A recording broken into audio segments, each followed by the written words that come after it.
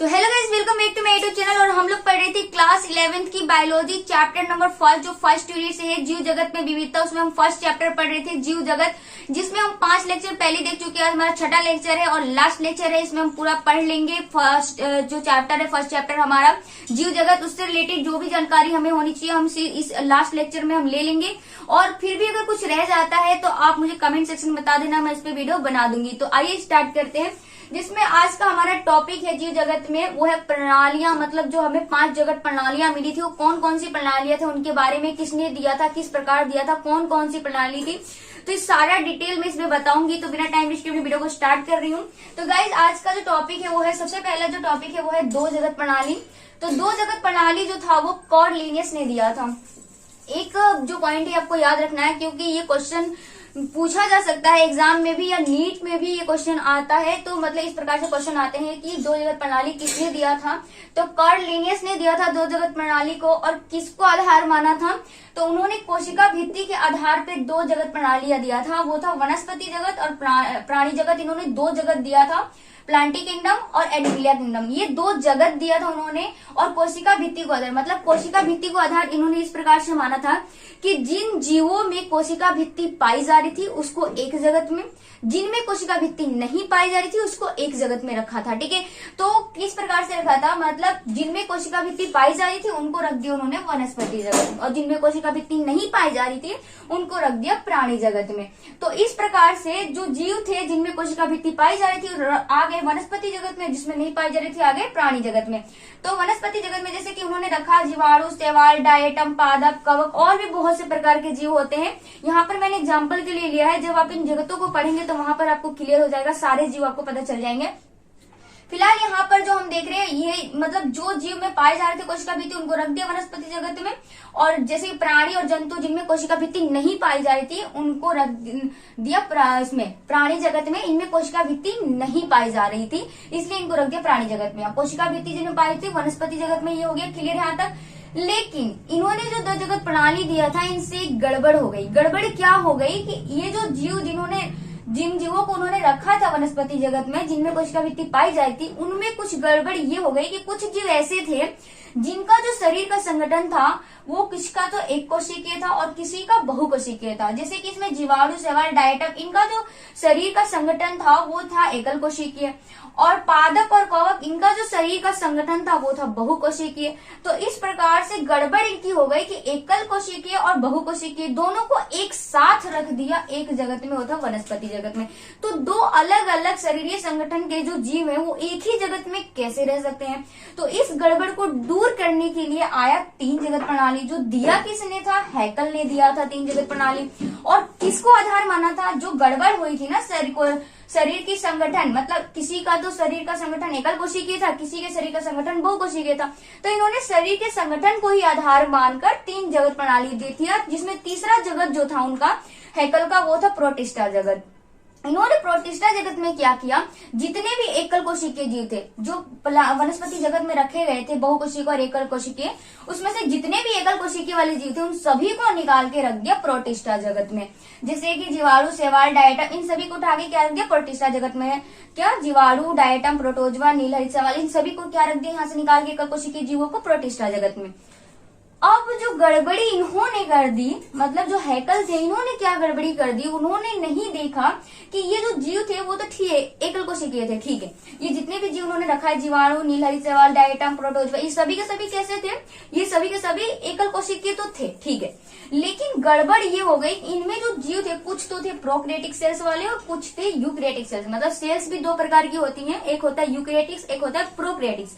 तो गड़बड़ ये हो गई कि वो एकल कोशिकीय तो थे लेकिन उनमें जो सेल्स थी कुछ जीवों में प्रोकैरियोटिक्स था, कुछ जीवों में यूकैरियोटिक्स था। अब इस गड़बड़ी को दूर करने के लिए आया था हमारा 4 जगत प्रणाली, जो लेकर आए थे हमारे कोपलैंड ने। 4 जगत प्रणाली किसने दिया था, कोपलैंड ने दिया था। और किसको आधार माना था, इसी को आधार माना था जो कोशिकाओं में गड़बड़ हो गई थी, कुछ में यूकैरियोटिक्स कुछ में प्रोकैरियोटिक्स। तो इन्होंने क्या किया, कोशिकाओं को ही अपना कोशिकाओं का संगठन के आधार पर ही, मतलब कोशिकाओं को ही आधार मान लिया और उसके आधार पर उन्होंने अपना जगत दिया। एक जो चौथा जगत दिया वो था मोनेरा जगत।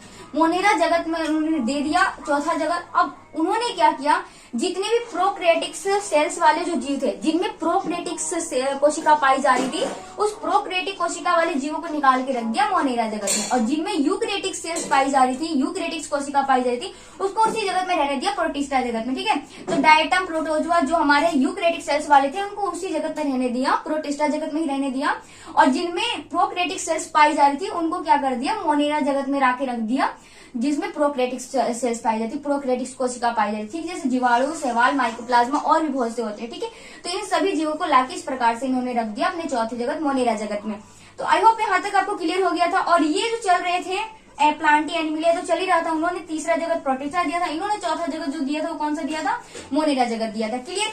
अब जो गड़बड़ी इनसे हुई थी, किससे, कॉपलैंड से, वो गड़बड़ी ये हुई थी कि उन्होंने इधर ध्यान नहीं दिया कि जो प्लांटी जगत में पादप और कवक चलते आ रहे हैं, ये पादप और कवक में जो गड़बड़ी हो गई उनसे, वो क्या था कि पादप जो थे वो स्वपोषी थे, वो स्वयं अपना भोजन प्राप्त करते हैं, जबकि जो कवक थे वो मृतोपोषी थे, मतलब मृत जीवों से अपना भोजन प्राप्त करते हैं। तो इस प्रकार से इन दोनों में गड़बड़ी हो गई। अब इस गड़बड़ी को दूर करने के लिए आया था 5 जगत प्रणाली, जो लेकर आए थे आर.एस. विक्टेकर ने, और ये वेरी वेरी इंपॉर्टेंट टॉपिक है, इसमें नीट का भी क्वेश्चन बनता है, तो इसको जरूर याद कर लेना। ठीक है, तो 5 जगत प्रणाली जो था, इन्होंने किसको आधार माना था, जो मेनली आधार था वो था पोषणता का आधार, मतलब पोषण का आधार माना था, क्योंकि ये जो पोषण प्राप्त कर रहे थे स्वपोषी थे, और ये पोषण जो थे वो मृतपोषी थे। तो ठीक है, तो ये मृत जीवों से पोषण प्रदान कर रहे थे। तो पोषणता के आधार पर इन्होंने क्या किया कि इन्होंने जो 5 जगत प्रणाली दे दिया, किसने दिया, आर.एस. विक्टेकर ने सन 1969 में दिया था। ठीक है, और उन्होंने 5वां जो जगत दिया था वो दिया था फंगस, मतलब कवक जो थे, कवक यानी कवक जगत दे दिया, एक अलग ही इनका जगत बना के दे दिया, कवक जगत यानी फंगस जगत। ठीक है, तो इस प्रकार से प्लांटी, एल्मीनिया, प्रोटिस्टा, मोनेरा, और लास्ट में इन्होंने जो जगत दिया था फंगस जगत, यानी कि फंगस किंगडम यानी कवक जगत, तो उनमें इन्होंने कवकों को निकाल के लाके रख दिया इसमें फंगस जगत में, इनका अलग ही एक जगत दे दिया। अब इस प्रकार जो पादप थे वो स्वपोषी थे, प्लांटी जगत में रह गए, जंतु जो थे वो एनिमिलिया जगत में रह गए, जंतु प्राणी, प्रोटिस्टा जगत में जितने भी हमारे यूक्रिएटिक सेल्स वाले जीव थे वो रह गए, मोनेरा जगत में जितने भी प्रोक्रिएटिक सेल्स वाले जीव थे वो रह गए, और कवक में जो हमारे कवक थे जो मृतपोषी थे वो ये रह गए। ठीक है, तो इस प्रकार से 5 जगत कंप्लीट हुआ। आई होप आपको ये 5 जगत क्लियर समझ में आ गया हो। अगर आपको अभी समझ में तो प्लीज वीडियो को दोबारा से एक बार देख लेना, जरूर समझ में आएगा, और वेरी इंपॉर्टेंट टॉपिक है, इनको अच्छे से क्लियर कर लेना।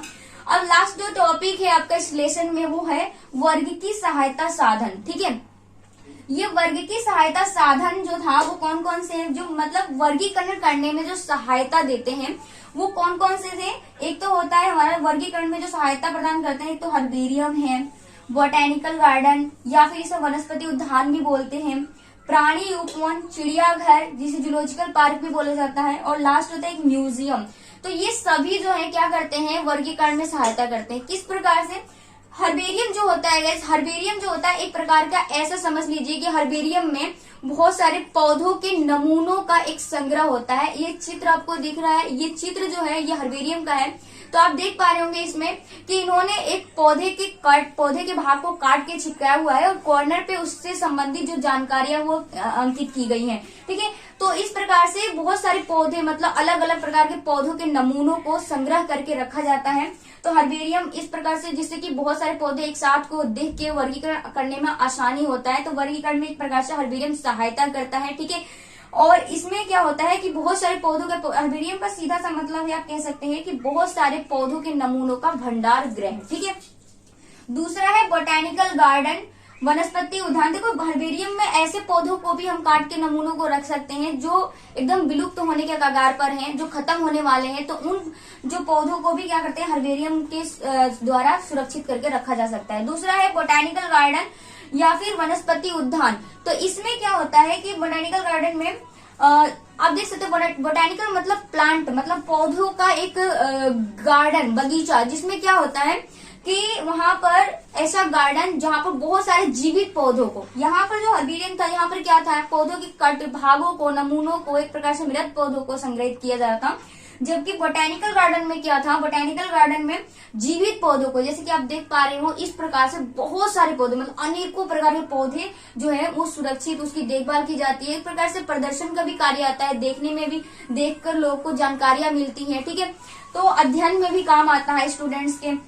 उसके बाद आता है प्राणी उपवन, चिड़ियाघर या जूलॉजिकल पार्क, तो आप जानते ही हैं जिसे जू बोलते हैं, चिड़ियाघर बोलते हैं। यहाँ पर क्या होता है, प्राणी उपवन मतलब जो वन्य जीव जंतु हैं उनको संरक्षित करके रखा जाता है। कुछ ऐसे जीवों को भी वहां पर रखा जाता है जो विलुप्त होने के कगार पर हैं, ठीक है। तो ऐसे जीवों को भी वहां पर रखा जाता है सुरक्षित करके, ठीक है। प्राणी उपवन में जूलॉजिकल पार्क, तो ये भी हमारा क्या करते हैं, एक प्रकार से वर्गीकरण में सहायता प्रदान करते हैं। दूसरा है म्यूजियम। म्यूजियम जो है, इसमें म्यूजियम में आप जानते हैं कि म्यूजियम आप लोगों ने देखा ही होगा जिसमें ऐसे जीवों को रखा जाता है, बहुत प्राचीन चीजों को, उनके जीवाश्म को, या फिर हम बोल सकते हैं ऐसे मृत जीवों के कुछ भाग को क्या कहते हैं, सुरक्षित करके रखा जाता है, किसी केमिकल के द्वारा भी रखा जाता है। जैसे कि आप देख पा रहे हो डायनासोर्स, म्यूजियम में उनके हड्डियों को, अगर उनकी हड्डियां वगैरह नहीं होता हम कैसे जान पाते कि डायनासोर्स इतने बड़े होते हैं या ऐसे होते थे। तो उनको यहाँ पर हम देख के अध्ययन कर पाते हैं, सामने से देख पाते हैं और उनका अच्छे से अध्ययन कर पाते हैं। तो इस प्रकार से ये भी एक सहायता साधन है। तो यहाँ पर आपका ये चैप्टर खत्म होता है। अगर आपको वीडियो पसंद है तो प्लीज वीडियो को लाइक जरूर करना, चैनल पर तो चैनल सब्सक्राइब करना। Thank you for watching.